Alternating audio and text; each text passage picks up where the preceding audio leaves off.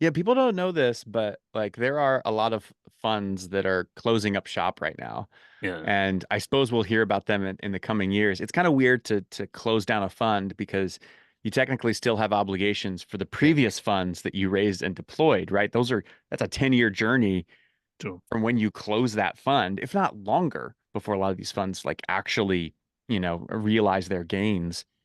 And so you have all these fund managers that haven't been able to raise subsequent funds, and so they're closing down, but they'll be kind of like dead men walking, right, for a while. Yeah. So yeah, it's a real bad time to be a VC, but I think in some ways it's also a great time to invest in companies. There are just so many great opportunities.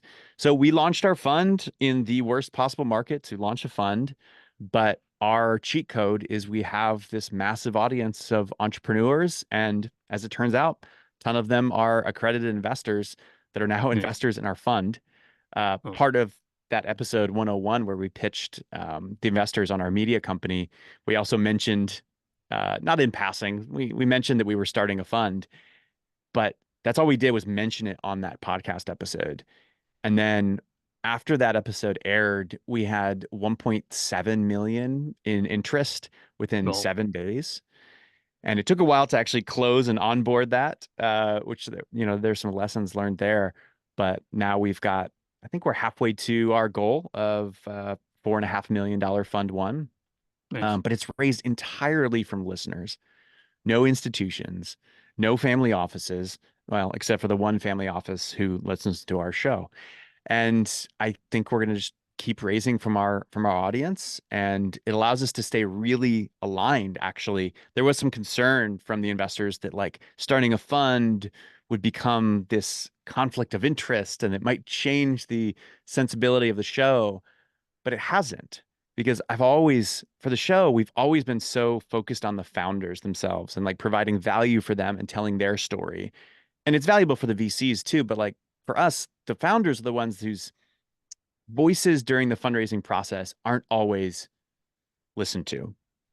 And so now that we're investing in companies, we're still aligned with the founders. We're still looking to elevate great voices and great people building great companies and solving real problems. So in some ways, I think many ways, the show's only gotten better since we launched the fund. Um, I don't know if there are any haters around who will say otherwise, but so far I haven't heard from them.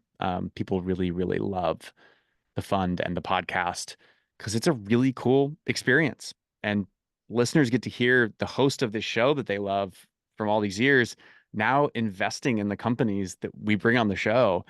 And it actually feels really good. It actually feels really organic. So anyway, of course, I'm very biased. So Yeah, no, absolutely. I read a tweet where you put it, all roads lead to VC or podcasting. So uh, so I love that because I'm passionate about podcasting. I do a bit of angel investing, yeah, uh, but it's such a great story that you pitched on your show and you've been able to raise your entire fund from your listeners. And I think I met you before and I asked about the distribution process because you get millions of downloads a month. What's the distribution process for newbie podcasters who would want to promote their podcast? Any advice for them? yeah. It's in a lot of ways, it's harder to grow a podcast these days than it was, Yeah, because everybody has a show. Um, true. in the beginning, you could just email Apple and be like, there was like one guy at Apple that ran the whole podcast. We used to call him the Mad King. Oh gosh, what was his name? And he's the king of podcasting because like he chose what shows got elevated, right? Wow. And once you made it on the front page of the podcast app, you'd get, I think, something like eight to 10,000 new listeners, and then it could just grow from there. Today, you kind of have to be everywhere. You kind of have Yeah. to make your YouTube shorts. You've got to have the blog version of your podcast, and you know, and information travels so differently and on so many different mediums. And I think that's actually our struggle still to this day, is like reliably growing the show when all I really want to do is just keep making an amazing podcast. I don't really want to do the 10 things that I need to be doing to grow the show. And so what ends up happening and what model has worked so far is, joining a network like Gimlet Media, or in our case now we're a part of Vox Media's podcast network. And, we basically get to promote our stuff across their network of business shows. And then in return, we promote the network. And, what better way to find out about a podcast than by listening to another podcast? So, that's been our main way of growing up to this point, which is still hard because, there are only so many networks.